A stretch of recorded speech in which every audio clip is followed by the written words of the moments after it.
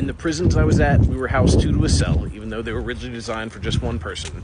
So you had about 50 or 60 square foot of space. You had bunk beds, so one person on the bottom, one person on the top. You had a sink, you had a toilet, and then we each had a wall locker and a foot locker. The wall locker was built into the wall. It was either horizontal or vertical, depending on the prison. And the foot locker was either a plastic tub, that's just a kind of big, goofy looking thing, or a metal foot locker like you would see in the military.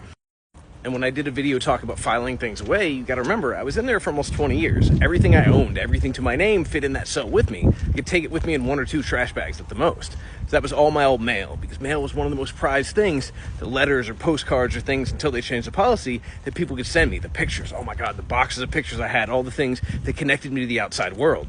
Then there was paperwork. You always wanted to keep your original court paperwork so you should show people what you were in there for, what your charges were, what your situation was, let people know you didn't get a break. Like you see guys whose sentencing guidelines would have called for 40 years and they got 5 years and you're like, yeah, dude definitely told something. You also wanted paperwork for classes you'd taken or things you'd accomplished or awards you'd won. And then it was just a daily thing. It was hygiene and it was food. So it was all my toothpaste, all my deodorants, all my whatever lined up in a row. And then it was my ramen noodles or my oatmeal packs or my peanut butter or whatever it was that I was using to make sure that I could basically get by. And organizing it all and creating a filing system wasn't really necessary. It was just done out of boredom. We didn't have anything else to do. There was no stimulation. So when I'm sitting in a cell, it's like, hey, how can I make something better? How can I organize this better? How can I make this a little more efficient?